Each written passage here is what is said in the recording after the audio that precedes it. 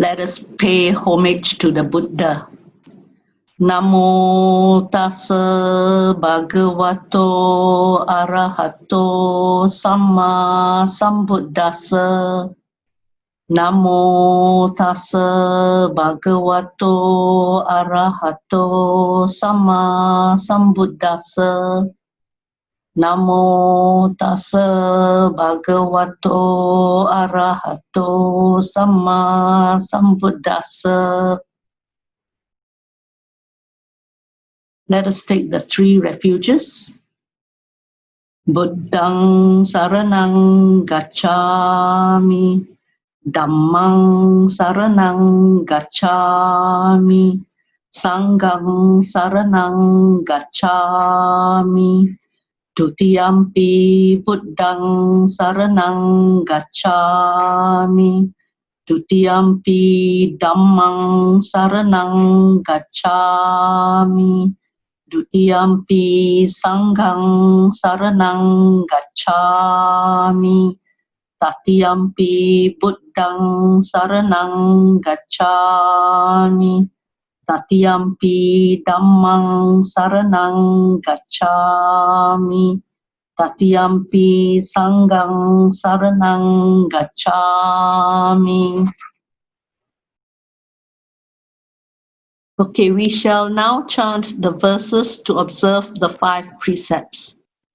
Panatipata veramani sikkhapadang samadhiyami.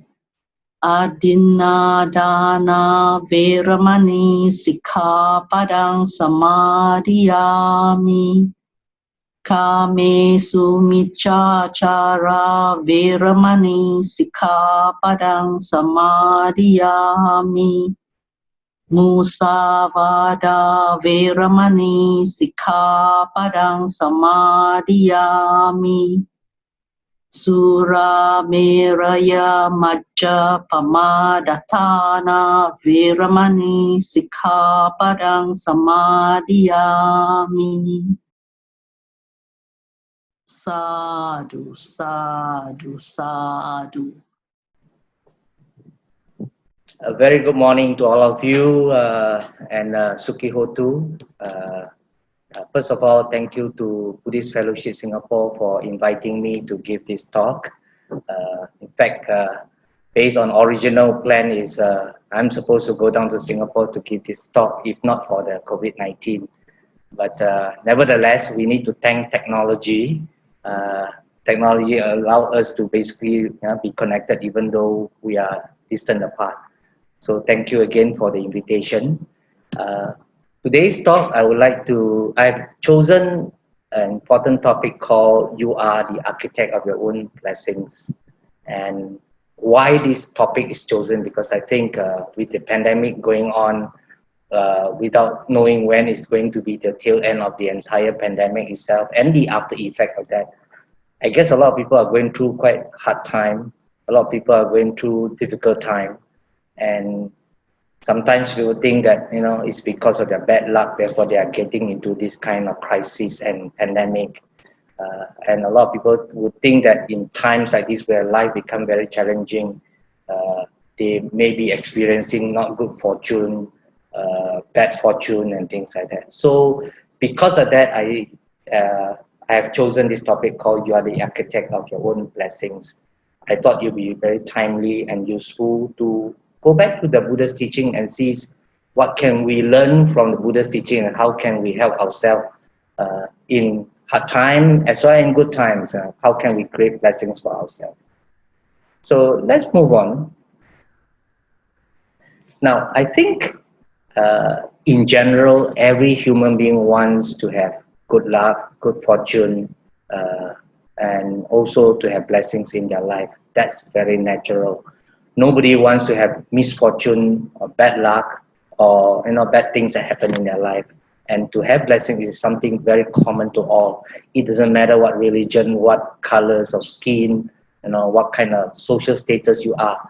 Every one of us who ever live in this world will want to have blessings in their life.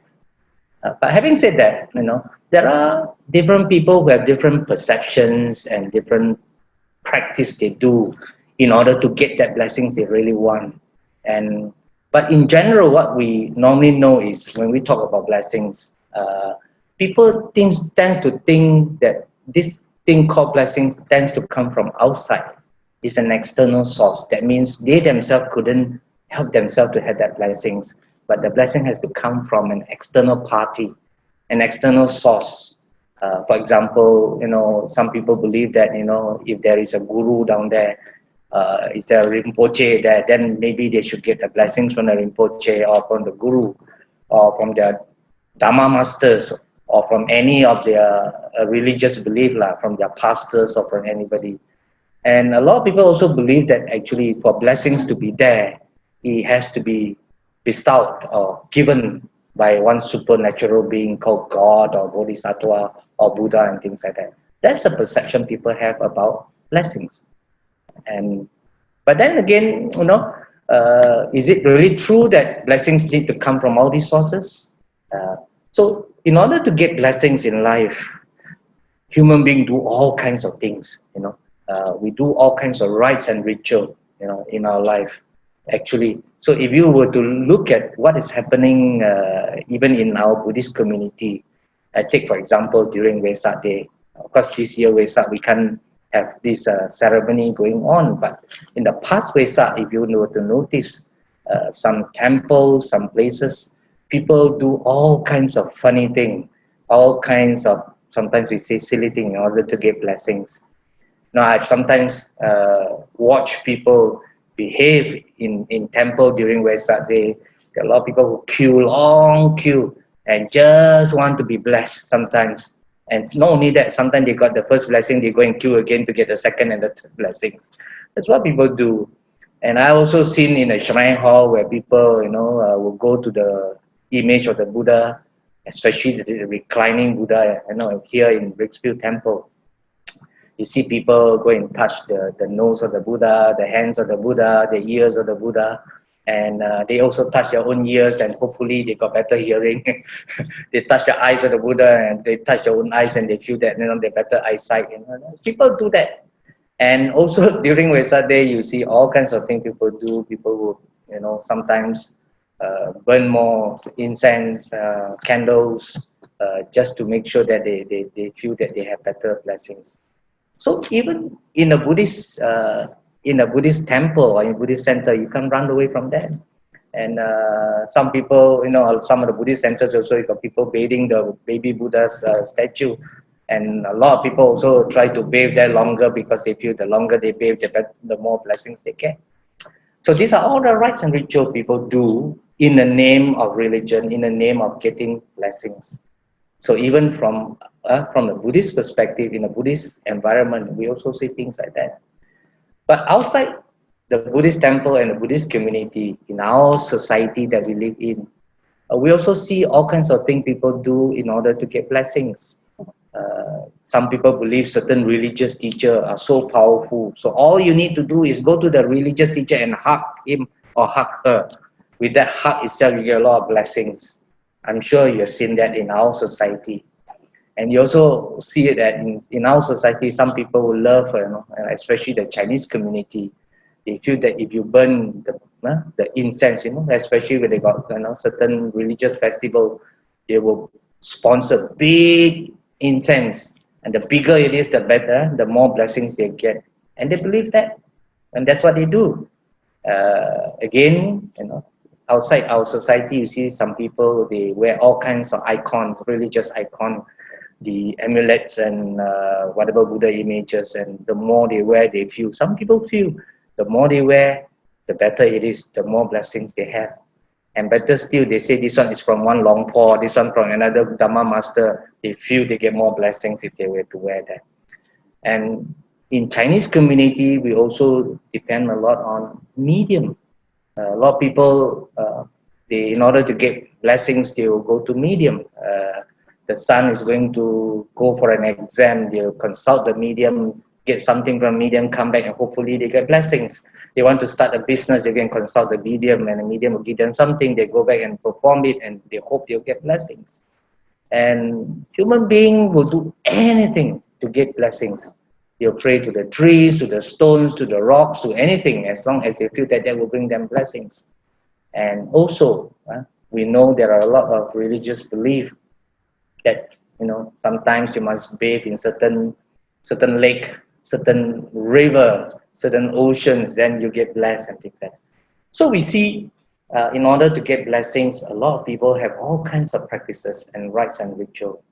And that's what human beings do, because that's what they understand by blessings. They think blessing is something that is coming from external. And people try everything, in order to be blessed. And they even trades for blessings. So if I give this to the temple, I give this to that medium, I probably will get this much of blessings. And in a sense, they are trading for blessings. So what is actually blessings? So when we look at blessing itself, Buddhist understanding of blessings is founded in this word called Mangala. This word Mangala, let me just try to explain what it means by Mangala. Mang means woeful, hellish stage. It means suffering. So Mang means something which is not good, which is suffering. Ga, Gachami, Ga means going. Ga means going. So we even have that Gate, Paragate. Ga means going. So, and La means cutting. So we cut the going to the woeful situation. So it means when we do something which is of blessing, it means it reduces the suffering. We're not going to that suffering state, but we're going to the happy state. So to put it another way, blessings could mean good fortune, good luck, happiness, or things like that. So that's what it means by Mangala, this word. And in the Buddhist scripture itself, in the Kudakapata 5, the Buddha gave a very important sermon, important sutta, which is called the Mangala Sutta. And if you go through the Mangala Sutta, in the Mangala Sutta, the Buddha have outlined there are 38 kinds of blessings that you can create on your own, that you don't have to depend from outside party. That's a wonderful thing about being a Buddhist, because we believe that you can create your own blessings. You can architect your own, architect, they draw, they design the buildings. We can design our own happiness, our own good luck, if we were to do certain things. So the 38 blessings that you can see in the Mangala Sutta basically give us some tips, some guidelines on how we can be a happier person. We can make our life, our fortune better. So we're going to explore some of that. I don't have time to cover all the 38, but we're going to take some sampling from the Mangala Sutras itself and maybe put that in the context of our life. How can we make our life better? Okay, so now who actually bless us? You may ask the question, if our blessing need not come from external sources, need not come from a divine force, who actually bless us? So the Mangala Sutta basically teaches that the real blessings are not from outside. Blessings is not dependent on certain individuals, certain forces, certain mantras, certain prayer or recitals. Blessings actually is quite independent. And blessing is something which is very self-ownership. Means you do it, you do the right thing, you get the blessings. You do the wrong thing, you get the opposite of it, which is means suffering itself. So in that sense, Buddhism and Dhamma try to teach us that we are actually the architect of our own hell or heaven. We are the architect of our own success or failure. We are the architect of our own happiness and sorrow. It all depends on us. And this is something very unique in Buddhism. And the Mangala Sutta, if some of you know, actually this is one of the sutta that the Buddha did not preach to mankind.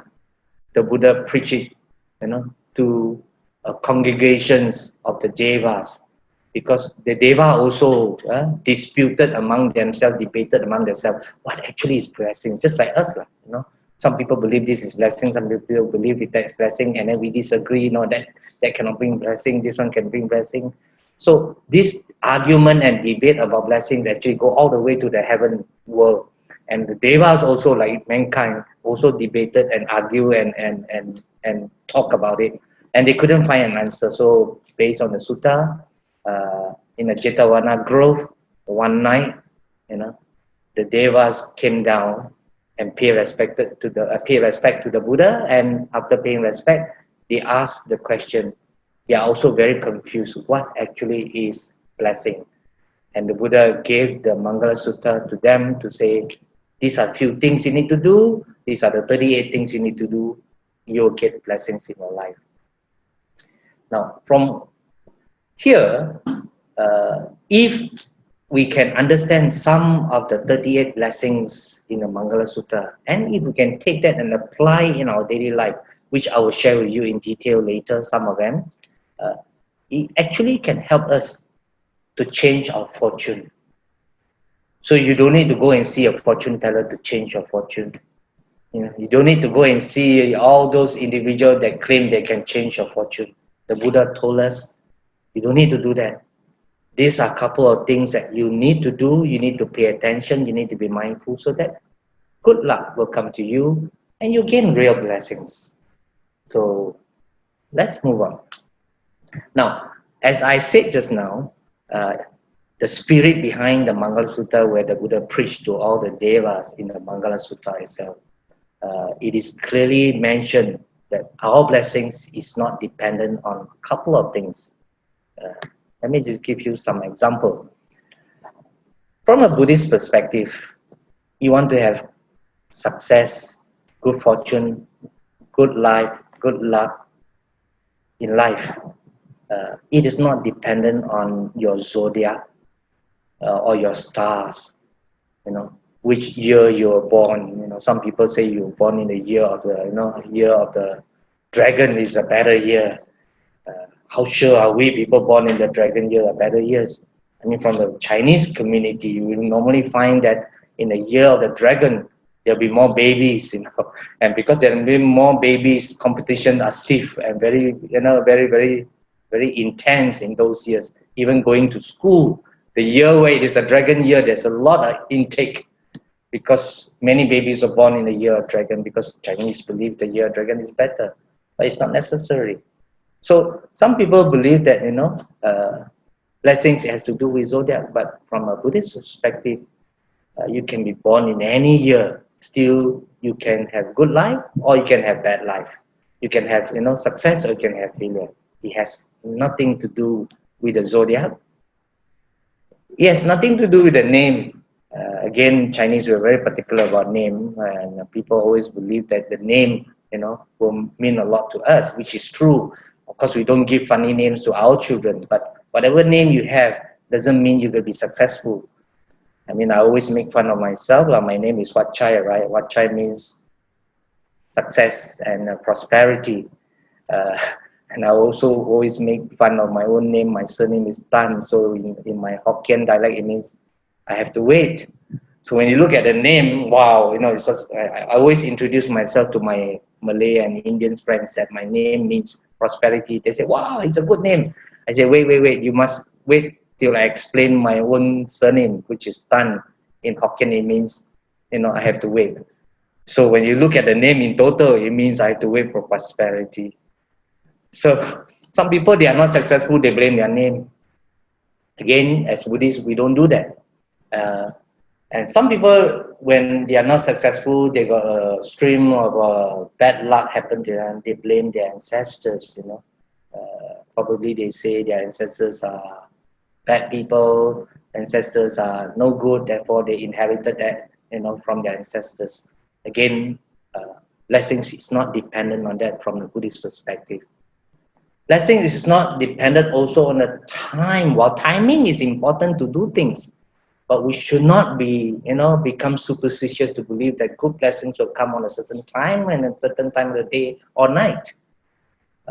I know most typical Chinese would be very concerned about the time and the day, the time to begin the business, the time to start something.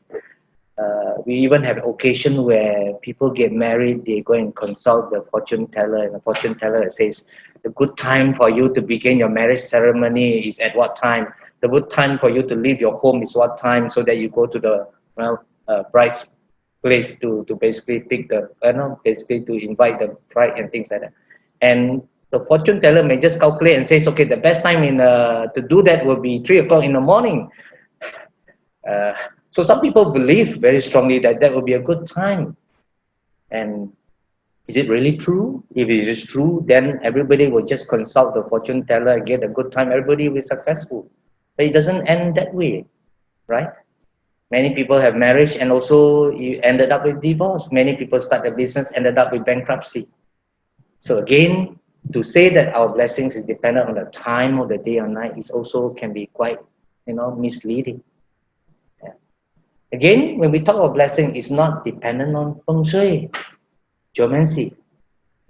Some people really believe that, in order to get good blessings, their house must face certain directions, and not only that, the door that they have must be in a certain slanting position so that all the money can come in.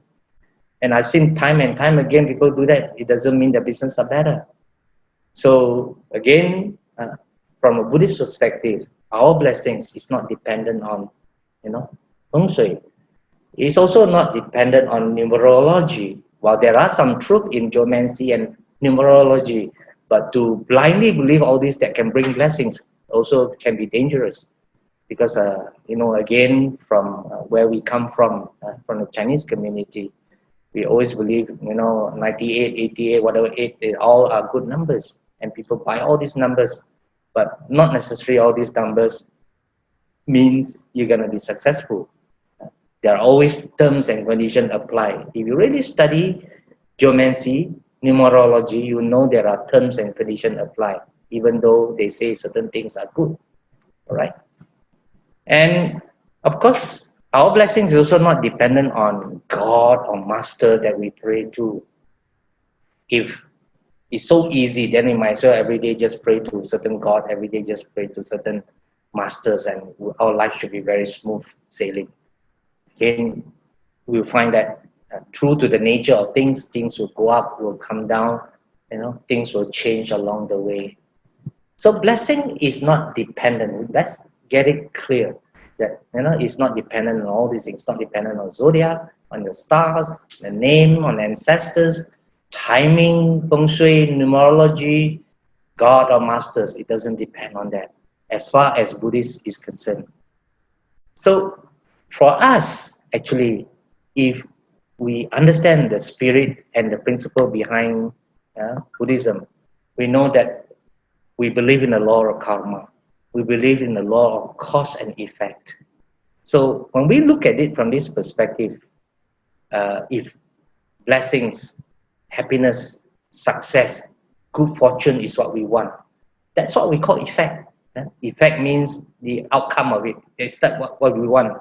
And if that is what we want, then we have to learn to architect our own blessings. That means it is very important for us to understand that you must put in the right cause so that we get the effect.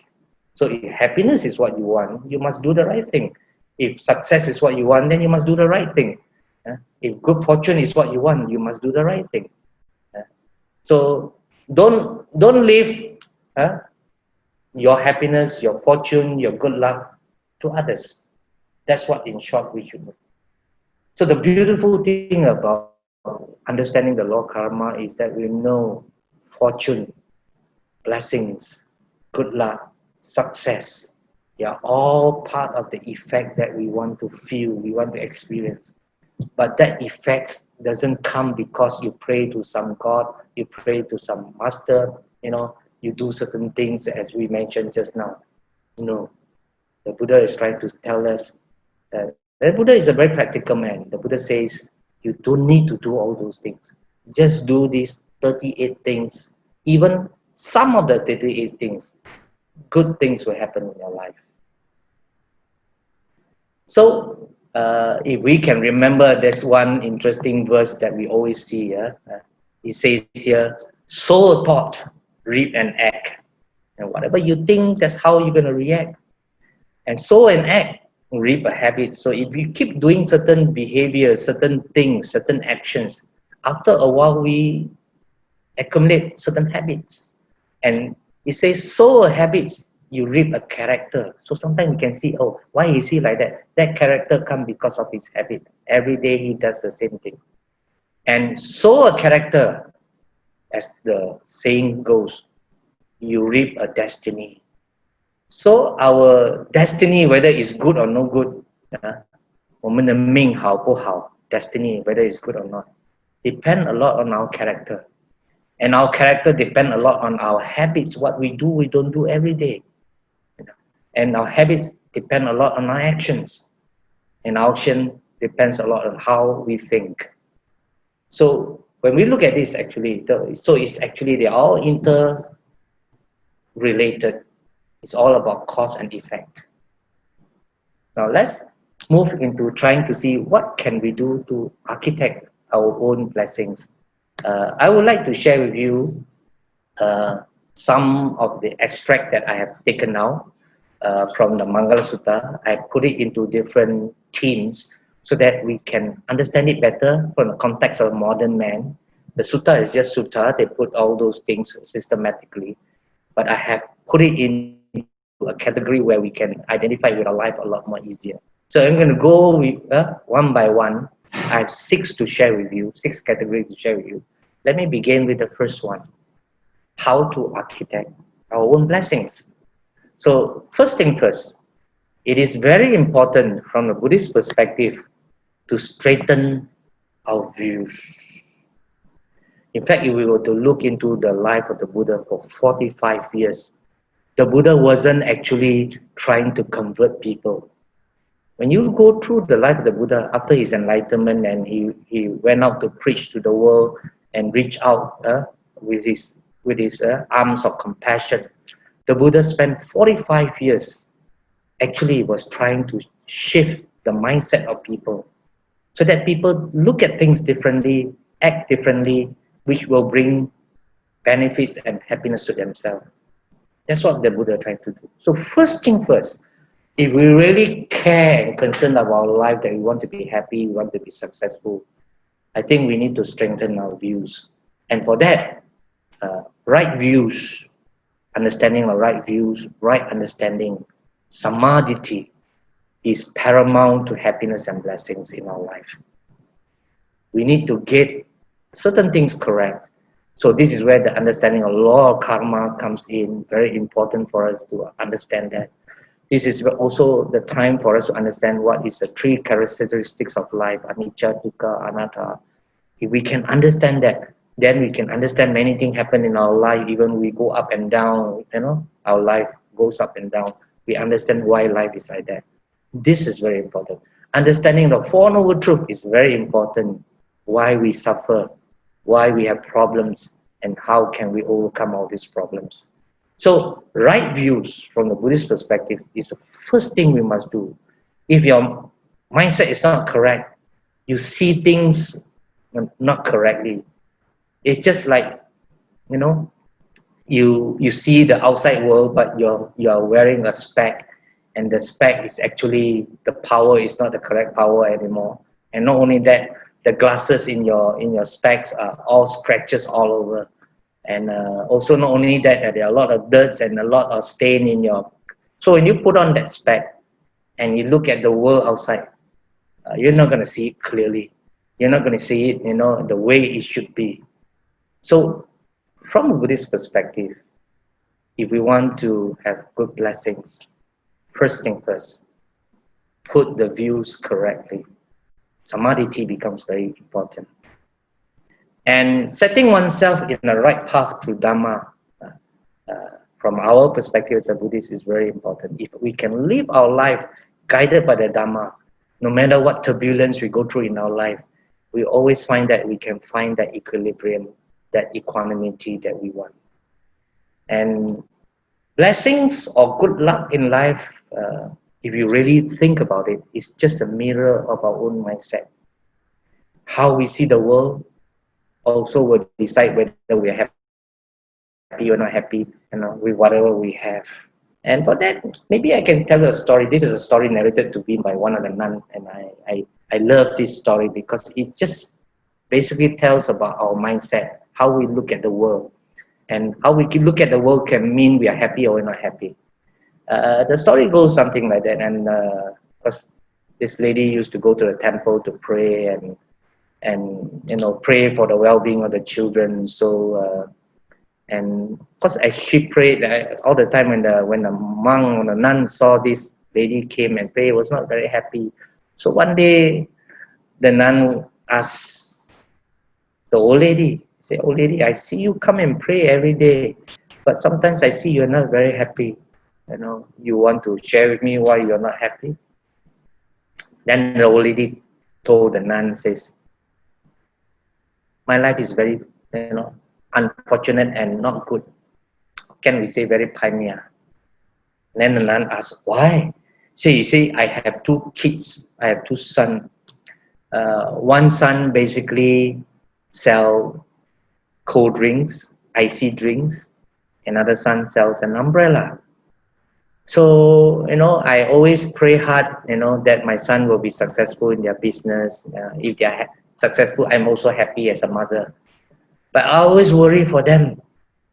And then the nun asked, why do you behave like that? Then the old lady says, "Look, every time it's a rainy day, continuous rainy day, I'm very worried for my son who sells the icy drinks. I also think, why life is so difficult, my son probably cannot make a living with that. So I'm worried for my one son. And every time it's a sunny day, my son selling all the grocery thing, including the umbrella, I worry for him because he probably wouldn't have good business." So you see, I say, "Reverend, why I'm very unhappy? Because my son, is like that." Then the nun told the lady, says, "You want to be happy?" I say, yeah, I want to be happy. Okay, why don't you try doing this? Tomorrow onward, if it is a rainy day, you do this.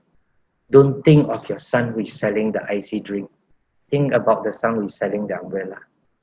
Then you will be happy because he's going to have business. And when it's a very hot, sunny day, don't even think about the other son. Think about the other son that is selling the icy drinks, and cold drinks. He will have a lot of business. So if you think like that, you will be a very happy person. So the moral of this story is, very important for us to have the right mindset. The right mindset will actually help us to weather through whether our life is good life or not. And some people just live their life always looking at the negative things without looking things positively. And right views, actually, to start with, if we want to be happy and successful in life, having the right view is very important because that can turn adversity to blessings. And I have another story to tell you. This story about the king and the doctor. This story goes something like that. There's this king who loves to go for hunting. So every time he goes for hunting, he bring his doctor, the physician, along. So one day, the king brought the doctor along for his hunting trip, and he was using his his arrow and things like that. But unfortunately, that day, while he was using his arrow and things like that, something cuts into his fingers, and the cut was very deep. It was very painful. So, of course, the doctor was there to attend to him and try to help him, putting some medicine and things like that. And then the king was saying to the doctor, today is a bad day, bad luck today. And so the doctor says, good luck, bad luck, who knows? And of course, after that, after putting some medicine, the king continued with his hunting trip. And eventually evening came, they went back to the palace. But the wound didn't get any better. In fact, it got worse because of the extra, hunting that was done. And not only that, I think the blood kept oozing out. In fact, there's even, looks like there's going to be some pus down there. So he was, very worried, and he go to the doctor. He says, "Doctor, what happened? I mean, I thought you put a medicine for me, you will help." Then the doctor says, "No, no, I think your fingers is very serious now. The only way to save your fingers is you need to cut it. You need to amputate it." Of course, the king was very angry. "How can you do that to me? I'm the king. You're supposed to save me and help me." So he was very angry. He was very unhappy. So he told his guard, take this doctor and put him into the jail. So he was put into the jail. And the guard that put him into jail says, "Oh, I'm sorry for you. The king treat you this way. So, you have to be put in the jail." And the doctor says, "Good or bad, who knows?" So the doctor was put into jail for many weeks. Of course, the king couldn't save his finger. He has to get it removed. And many weeks after that, he probably have recovered. So he wanted to go back to do his hunting. This time around, he went hunting. Of course, without the doctor. The doctor is put into the jail. And he was going through the jungle and forest trying to hunt. He got lost. And in the process, he got lost. He was captured by the tribesmen in the forest itself. So all these tribal people caught him and bring him to the village where they stay. So the story says that when he was brought to the village, they were having a ceremony and a festival that day.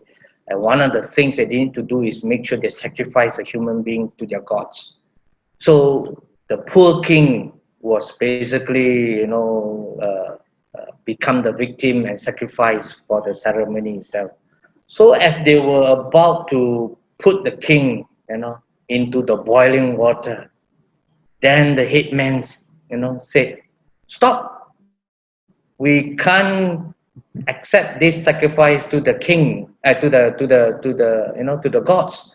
And everybody asked, "Why? Oh, he's not a perfect human being. We cannot sacrifice this to the king." So why? Because instead of 10 fingers, the king now has only 9 fingers. So because of that, he escaped the death.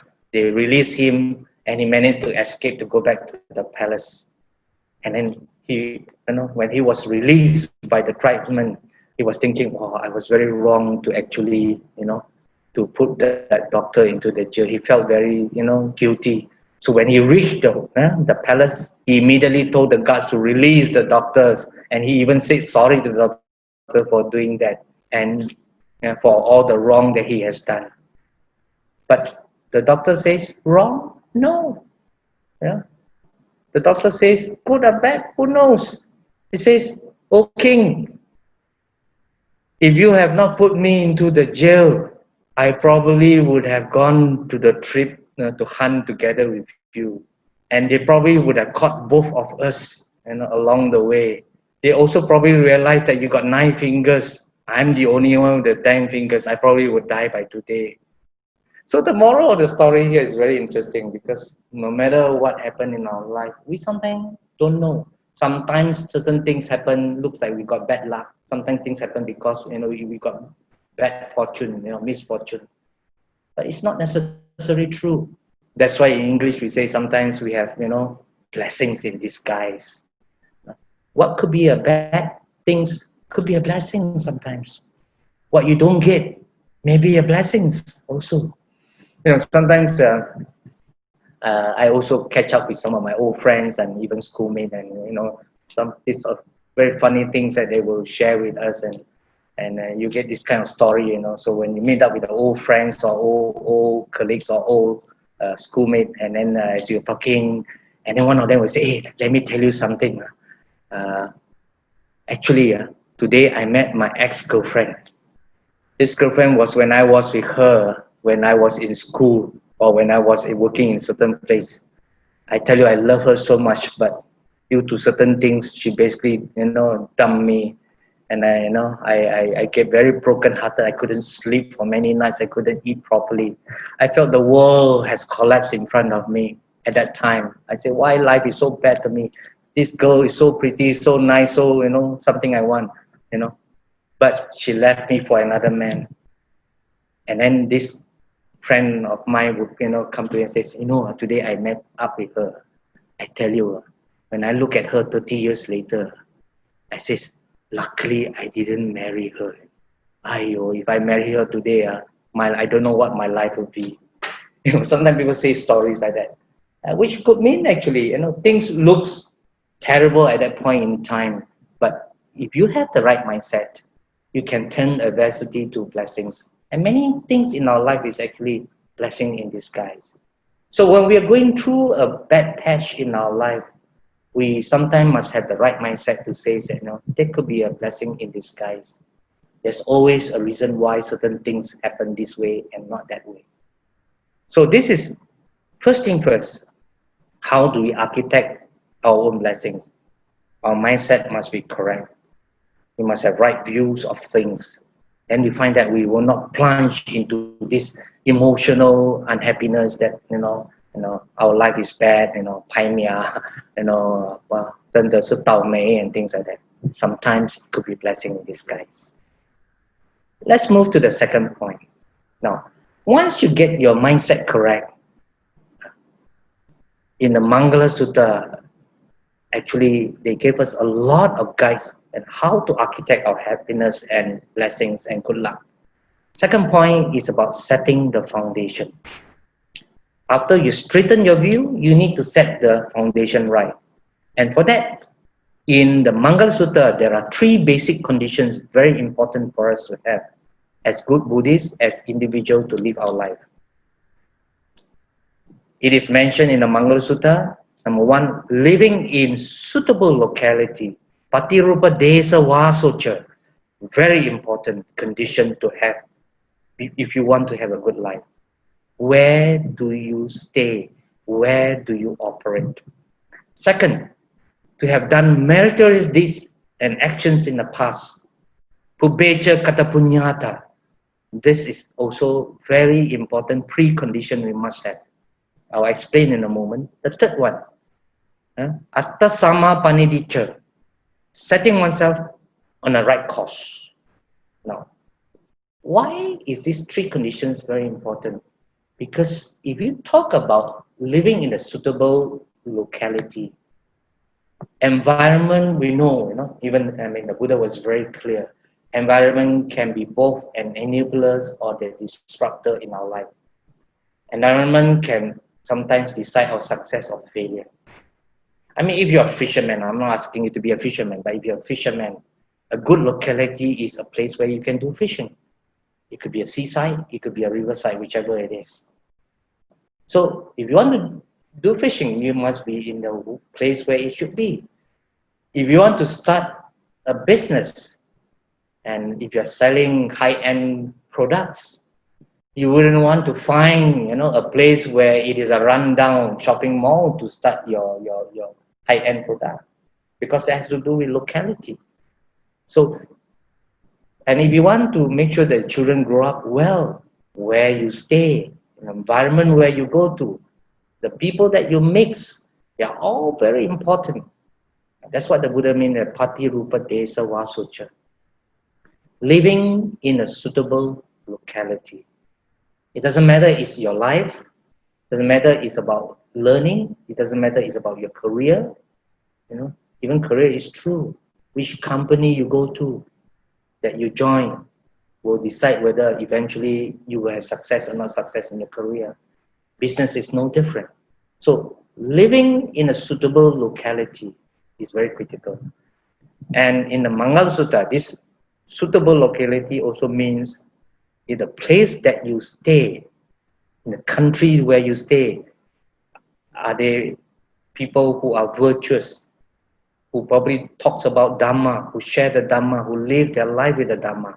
So if you stay in an environment where, there are good people, it helps you, to be successful and to have a smooth life. So living in a suitable locality is important because environment can be enablers and the disruptor. And second point, prerequisite, precondition we must have for us to have blessings in our life is, according to Mangala Sutta, to have done meritorious deeds in the past. This is also very interesting because some people, they want to be successful. They learn all the traits, all the knowledge, all the skills they can.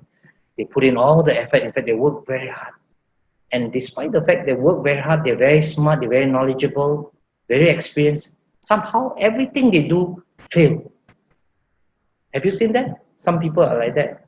And sometimes this failure, you can't fail them for the knowledge, you can't fail them for the experience, you can't fail them for the hard work they put in.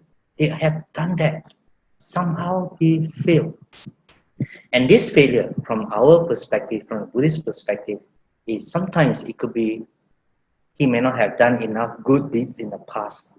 The punya, kata punyata, the punya, the merits is not sufficient. Now, when we talk about the past, we have to understand this past is not talking about distant past. Distant past could mean past life. That's something we have very little control. We are not enlightened being. We are not, Buddha or Arahants, so we cannot see the distant past so much. But this distant past, this past, as far as this verse is concerned, is also about our present past. Sorry, I'm not here to teach about language. This present past means this very life itself. In fact, as I am talking to you, by the time I finish this sentence, it's already past, right? So this is called present past. So when we talk about to have done meritorious deeds and actions in the past, it doesn't mean the past life. It also could mean this very life. It also means this very moment. So if I have a dream to be successful in the next 5 years, what I do now every day, continuously, day after day, will become past in the next few days, next few weeks, next few months, and next few years. So the Buddha says, you must continuously do a lot of meritorious deeds because 我们说我们在种福田，你要做功德。This 福田 and 功德 are very important because it basically helps us smoothen our path to success. So it's important. First, be in the right location where the action is supposed to be, where it helps you to achieve what you want to achieve. 2, you must have done something, good, meritorious in the past, either distant past or present past. 3, the Buddha says, it's very important for us if we want to be successful and have good luck, good fortune in our life. You must set yourself, on the right course. Here means, what is our life compass? When you live our life, what is your compass? Of course, for our fellow Buddhists, we know our compass. The Dhamma is our compass. The Buddha Dhamma is our compass. The Buddha Dhamma taught us what to avoid, what to do, and things like that, so that we have a direction. But unfortunately, there are a lot of people who wish to be successful, wish to have good luck, but they don't have a compass in their life. Or maybe not only they don't have a compass, they have a compass which actually is a faulty. So is that compass supposed to point to the north, for example? And no matter how astray, how lost you are, it always will bring you back to the north. But if you have a compass, that means your life purpose is not clear. You find that you can go anywhere, and that's where you have trouble. So the Buddha asks us, help yourself, do these 3 things. Number 1, find a suitable location to do whatever you aspire to do, which is noble. You want happiness, you want success, you want good luck, find a place where you can interact and get the positive energy. 2, continue to do good deeds because good deeds pave the way for your success. Don't let bad things become your hindrance. So in Chinese Buddhist, we say, 你的人生是不是有障碍？你的障碍是不是你的业障？ All the bad things you have done, and this bad energy sometimes stop you from achieving what you want. 3, set yourself in the right course. Make sure your compass is pointing to the direction, happiness, and success. And the Dhamma shall be our guide. So far, can you follow? So first thing first, let me just recall how we architect our blessings. First thing is straightening your views. We must set this mindset correctly by understanding right views. 2, we must set the foundation correct. The 3 basic conditions in the Mangala Sutta is important. Then the next thing the Buddha says, okay, you have got your mindset correct, you have set the prerequisite, the basic condition correct. What you can do next is basically number 3. The Buddha mentioned in the Mangala Sutta, we must have wise networking. Now, this is very interesting. What do you mean by wise networking? 3 things to remember. In the Sutta, the Buddha says, Asevana cha balanang, associate not with the fools. Panditanancha sevana, associate with the wise. And the third important point that we must remember, honor those worthy of honoring. Puja cha pujaneyanam. This is very interesting because the Buddha was trying to tell us, okay, you got all those things prepared already, your mindset is correct, your preconditions are there, now you need to go out and mix with people and interact with people. Make sure your association with people, your networking is a wise, good networking. So the Buddha gave us advice, 3 things you must do. Not to associate with the fools. Sevana means associate. Asevana means not to associate. Balanang. This word balanang is very interesting. Bala means small child. Small child. Not matured person. Normally you say children are not so mature. That's why they call it. So sometimes the Indian got a name called Bala, Mr. Bala. The Bala means a small child. Okay? Means somebody who has not been an adult yet, who is not matured.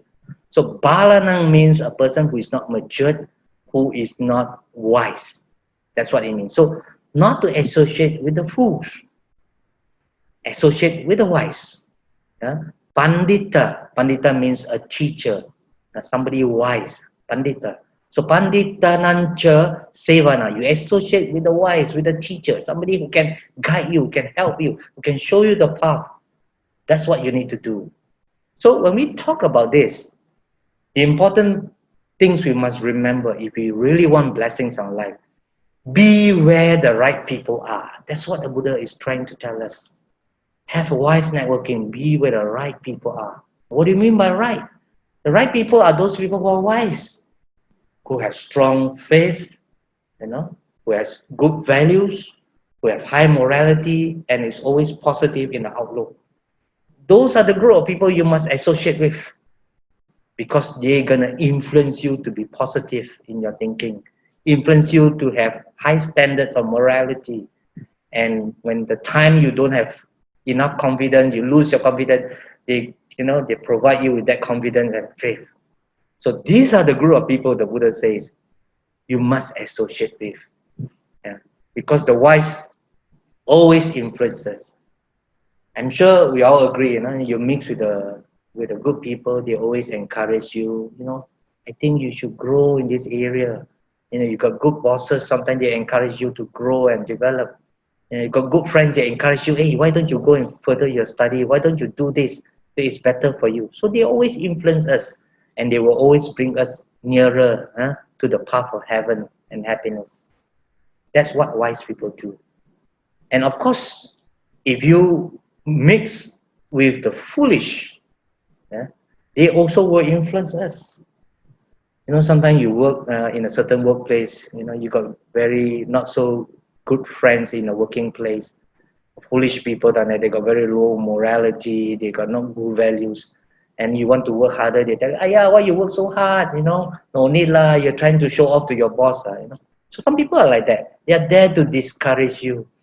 And then you want to go to, BF for your Dhamma talk, and they'll tell you, why you want to be so religious? No need, life is very short, go and enjoy. So some people are like that. They are not wise people. So they will influence you in that manner. So the Buddha says, be careful who you interact with. Associate with the wise. Do not associate with the fools. The third point is very interesting. It's about honor those worthy of honoring. This is a very interesting point for us to consider, as we learn the Dhamma, as we want to be successful. Now, what do you mean by that? Of course, the Buddha says, puja means you respect.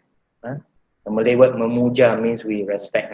Puja cha, pujaniyanam, those worthy of respecting.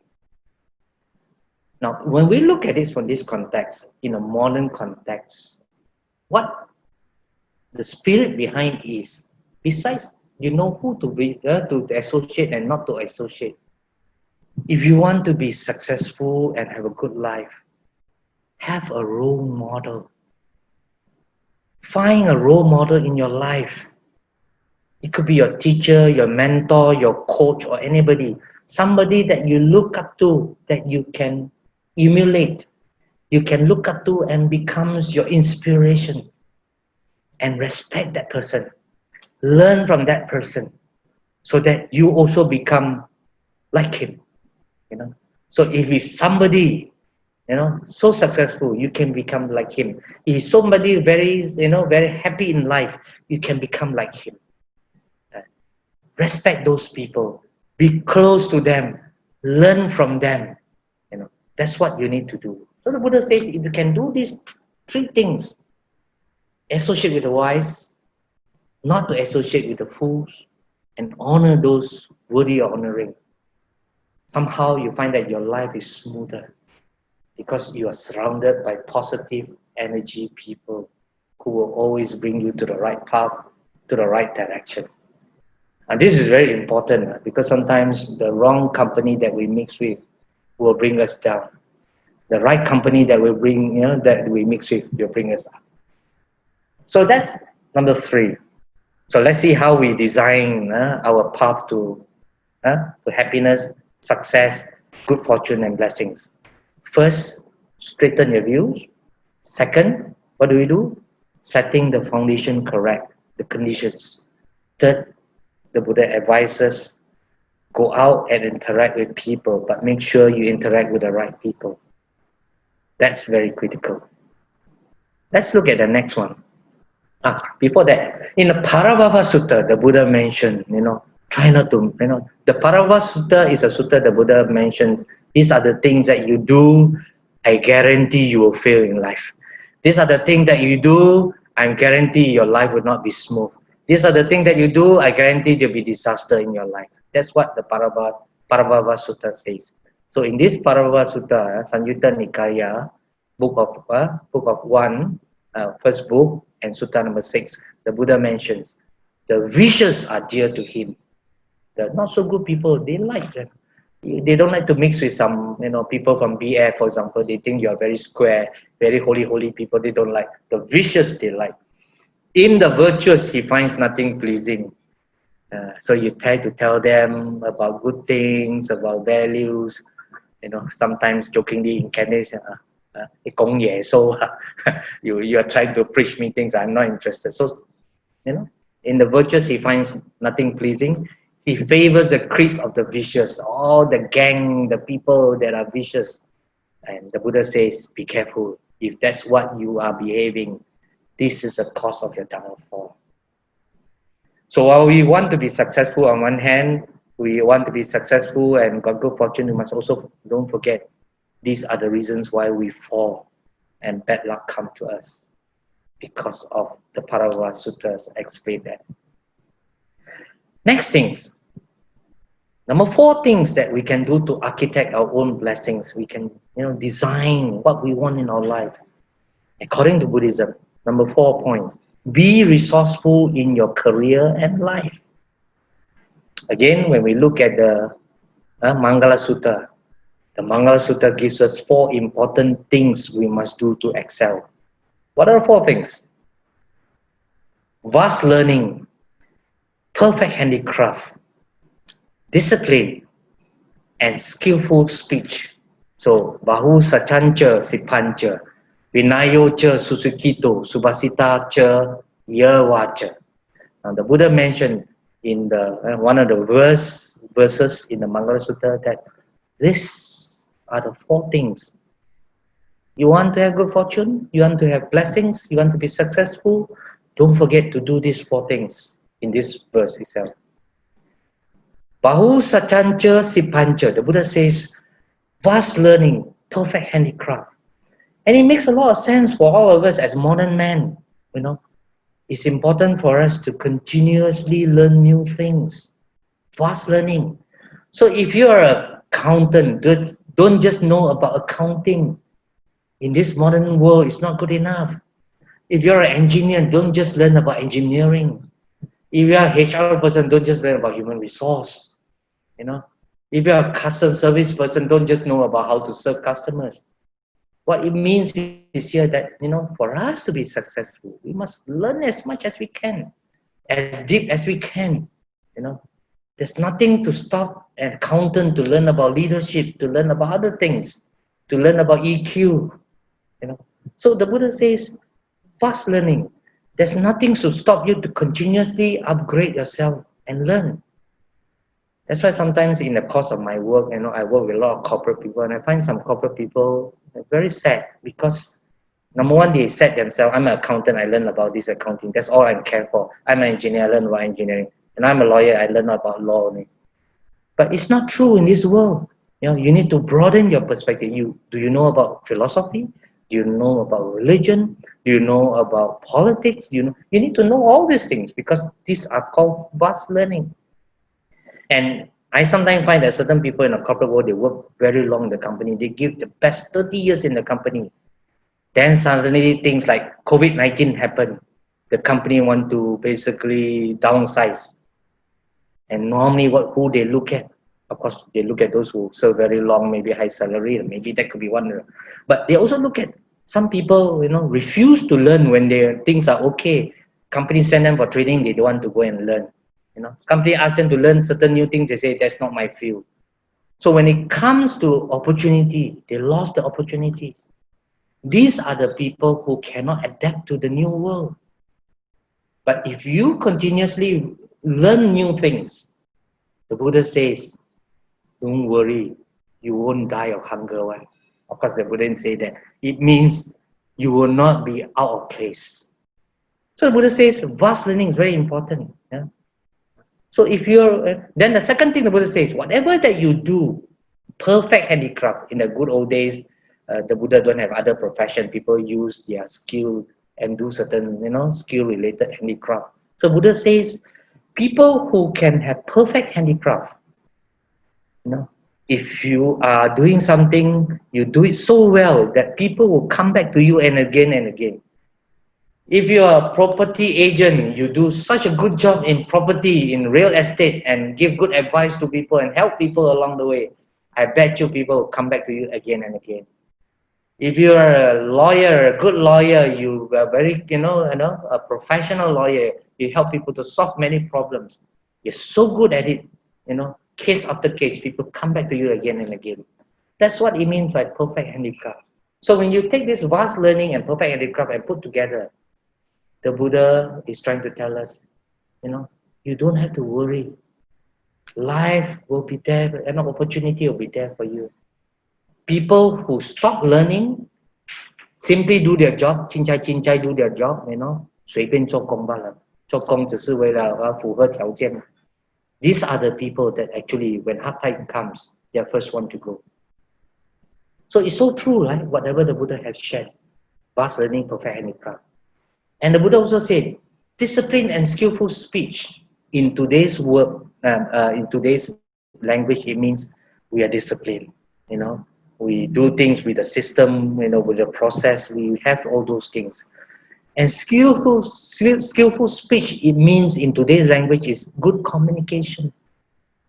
So if you have good communication, you're very disciplined. You do things. You have integrity. You tell people, I will give you my things by Monday, and you really give to people the things on Monday. I'll hand up the thing, report to you by Monday. You really give to people on Monday. You are disciplined. You have integrity. So I sometimes say, this is the part that a lot of people miss. Sometimes I talk to the corporate people and says, this is a secret of success that the Buddha have shared. Fast learning, perfect handicraft, do it to perfection. Have good discipline so that people can trust you. And then skillful in your speech. You got good communication. People like to be with you. People like to listen to you. People don't get cheesed off by what you say. These are the people that will find that they are always wanted in any company, in any society. They are always wanted. So it is very important to know that we must have some of these things so that we can become successful. Let's move on. Something to share from the King of Bhutan. The King of Bhutan says, of course, whatever you learn, the knowledge, is important for you to put it in the right place. So this is what the King of Bhutan, His Majesty, Jigme Kesha Nanyel Wangchuk says. He says, if you're a good human being, that means you have good moral foundation and values, then the skills and knowledge you acquired will benefit the whole society. Otherwise, it's like giving a weapon to a child. So it's very dangerous. So that's why we see sometimes in our society very smart people, very intelligent people, but they use their smartness and intelligence for a wrong reason. And that's not gonna be good for the society. It's not gonna be good for them also, because in the long run, they'll be trapped somewhere. So it's important to use your skills and knowledge for a good cause. Okay, let's come to point number 5, my second last point. Now, the Buddha says we can have a good life. We can have good fortune. We can have a lot of blessings in our life if we do point number 5, cherishing family. That's what the Buddha says. Again, I would like to just quote here in the Paravava Sutta. The Buddha says, whosoever being rich, how can we say but does not support his aged mother and father, who has passed their youth, that means they have gone old, they maybe don't have the strength and energy anymore. The Buddha say this is the cause of your downfall. So it's very important for anybody to have a smooth life and to have success, is to basically say that while you have been supported by your parents in the past, don't forget to continue to support them. This continuous supporting them is very important for your future success. So let's take a look.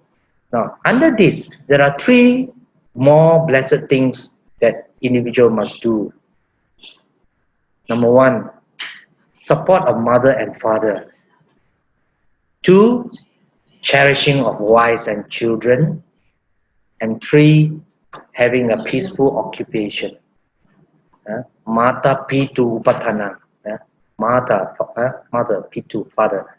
Upatana means support. Supporting a father and mother is very critical.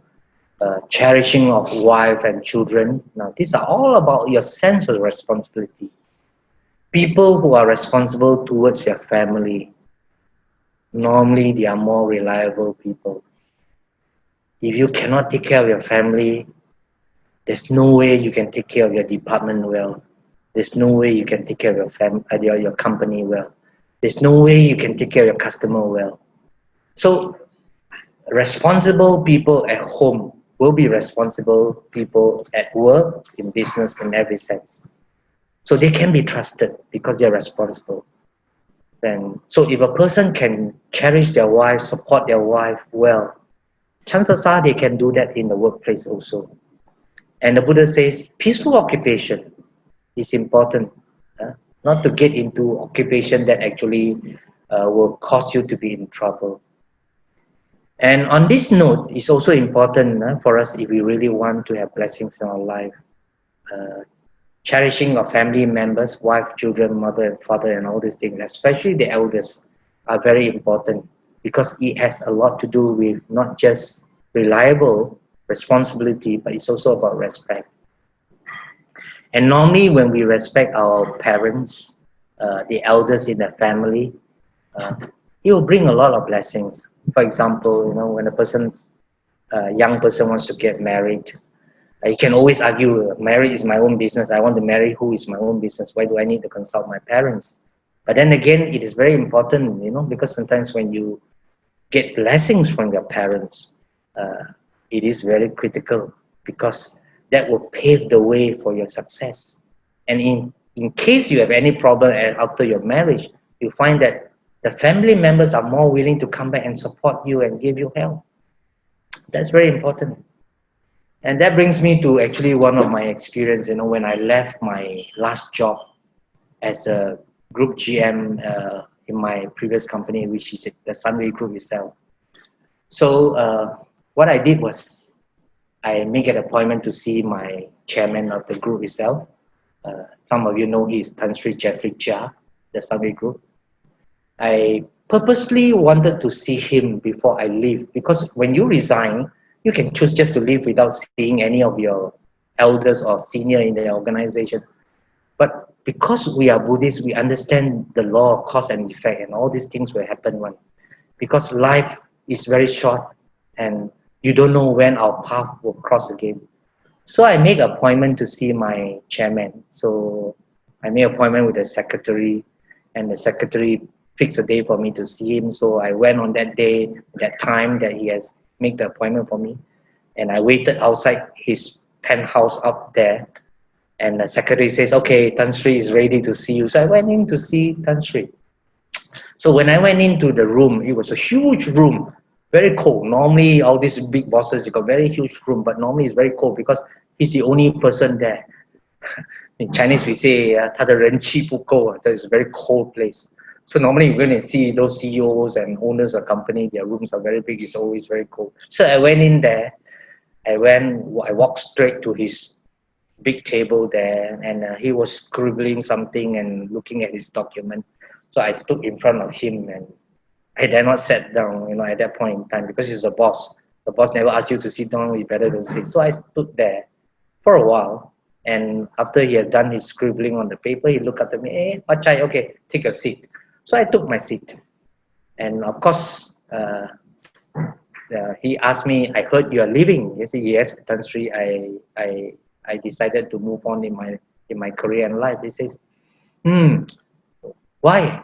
The next question he asked, "You cannot work with your boss." I said, No. At that time, I have a boss called Larry. So I said, No. I work very well with my boss. In fact, because I work well with him, there are many projects and things that we managed to roll out for the company. So no issue. Then Tan Sri asked me, "Why do you want to leave?" I says, "Tan Sri, it's time for me to leave." And he looked at me with his eyes up. He says, "What do you mean?" I said, "Tan Sri, just like you, you got the opportunity to venture out yourself in a very young age and build this empire, this business empire. I didn't have a chance to do that when I was younger. I was working for people, but I thought now is a good time for me to come out and do things on myself." Then Tan Sri, said, "But you have 4 kids." So I said, "Yes, Tan Sri, I know. Thank you for your concern, but I have thought about this. I think I wanted to take that chance and risk to venture on my own." Then he put his head down for a while, and then when he was doing that, I asked Tan Sri, I said to Tan Sri this, "Tan Sri, I want your blessings to go." Now, actually, I don't have to get his blessings, right? I tender my letter. I can just tell him I want to go. But why do I ask this question? Because from a Buddhist perspective, it's very important to do that. It's not that I want to marry his daughter, that I want to get his blessings. But it's important for him to give the blessings, because I know if he doesn't give me his blessing, means his heart is very unhappy about me leaving. So I asked him, "Tan Sri, I need your blessings to go." So he put his head down for a while, and then he looked up to me and says, "Huat Chye, you have my blessings to go." Now, when he said that, I was actually very happy, because as I walk out of his room, I know I have no 20 tons of burden on my shoulder. I know when I leave the organization, I wouldn't want somebody at the back to say, "That guy, a useless guy." Actually, we wanted to promote him. We wanted to groom him to be somebody, and then he left us like that. And I don't want Tan Sri to say that, because I want him to give me the blessings to live, so that in the future, if I were to do business with the company again, it is a happy dealing. So that's what I did. So it's very important to actually seek respect, so that your path can be very smooth. Okay, so that's cherishing family and the elders. The last point, very important point, is build strong moral foundation. And for this, in the Mangala Sutta is mentioned also, we must have some baseline moral foundation. Arati virati papa. Papa means evil. So arati virati means cease and abstain. Abstain from evil things. And then abstinence from intoxicants, things that can dull you, that can get you into not good habits and addiction. And steadfastness in virtue, apamada cha dhammesu. The Buddha says, if you can take care of your strong moral foundation, it will be good for you because life will be good all through. Why is it so? Because moral foundations help us in many things. Number one, it opens the door for opportunities. So if we have a very strong foundation, you have built your success, that success can sustain for a long time. And sometimes when you don't have a strong moral foundations, all the things will be lost very simply, very easily. Again, here I have a very short story to narrate. This is somebody that I know in my life. During the 80s and 90s, I wrote quite a bit of songs for recording artists. So I used to visit recording companies, and I get to know some of the people who work there. And this particular manager that in charge of the store, his name is Mr. Tan actually. So happened to have the same surname. So Mr. Tan take care of but he is a bachelor all through his life. He didn't get married, but he has a lot of money with him. So by the time when he retired, actually he has some cash, some money with him, and from the EPF, of course Singapore you have the CPF. So the EPF he has accumulated, and from all the other money that he has quite a bit of saving. But unfortunately, after you retire, so a lot of people don't plan for a retirement, So he retired, got nothing else to do, very free, go out, having tea, having drinks with people, and he spent a lot of his time going to the pubs, the joints, and have his happy time. But it was during those period where after his retirement, he got to know, China doll. So because of that, and the China doll will, be close to you and making sure when you got money, everything it will, be close to you. But to cut the story short, because of his association with that and get involved in a lot of drinkings, a lot of not so good habits, and soon all his wealth is gone. And actually, the time when he passed away, he has nothing, and nobody claimed his body also at that point in time. It's a very sad story. How sometimes we can build our wealth, we can build everything, our success, but if we are not careful because we don't have a strong moral foundation, all can be gone just like that. And if we have a strong moral foundations, according to Buddhism, it will help us to weather through good times, bad times. So these are the 6 things, if you can recall, very critical. Straightening your views, making sure your preconditions are there, you set the foundations. After you set the foundation, the Buddha says, when you go out to network with people, make sure you have a wise networking. And the Buddha also says you want to be successful in life, in career, in business. Make sure you are resourceful in your career and in your life.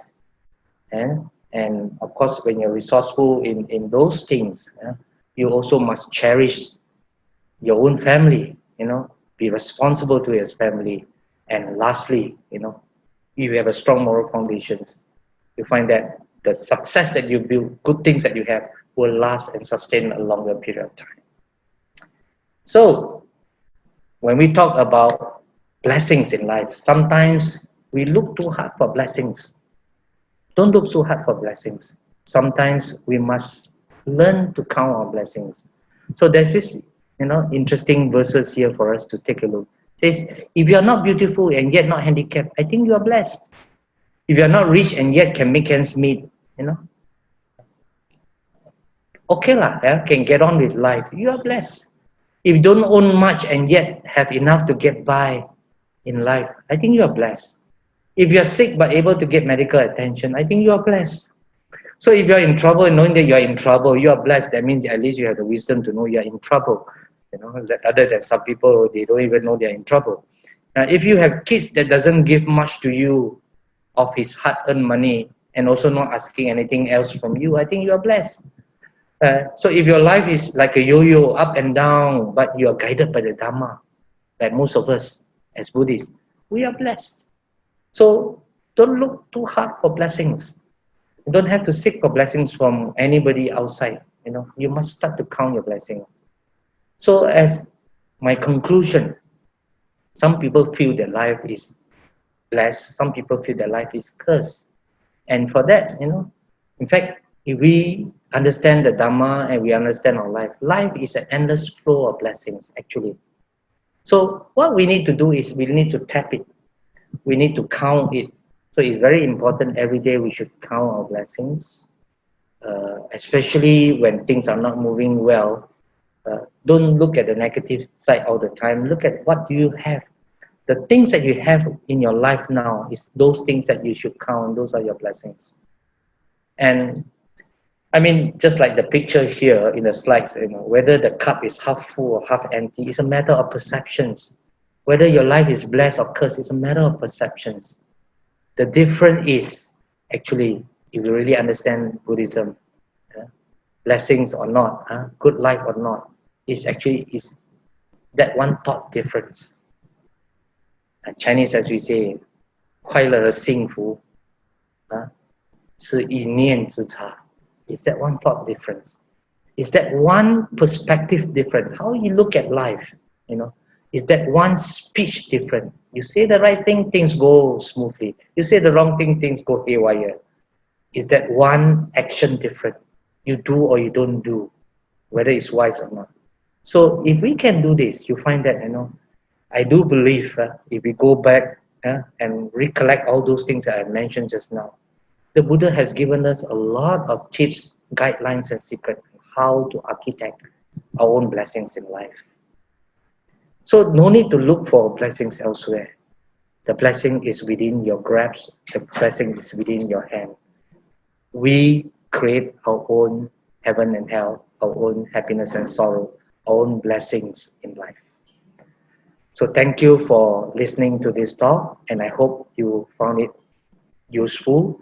And whatever that you think you can take it as your point or reference in life, I do believe good things will happen in your life. And may the blessings of Triple Gem be your guide, be your blessings too. Sadhu, sadhu, sadhu.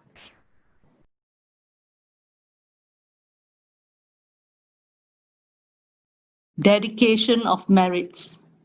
Let us invite all sentient beings to participate in our acquired merits. Etta vata cha amhehi sampadang punya sampadang sabbe deva anumodantu sabba sampati siddhya. Etta vata cha amhehi sampadang punya sampadang sabbe bhuta anumodantu sabba sampati siddhya. Etta vata cha amhehi sampadang punya sampadang sabbe satta anumodantu sabba sampati siddhya.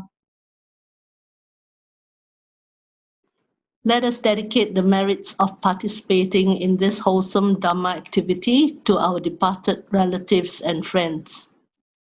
Idang me nyati nang hotu sukita hontu nyatayo. Idang me nyati nang hotu sukita hontu nyatayo. Idang me nyati nang hotu sukita hontu nyatayo. Sadhu, sadhu, sadhu.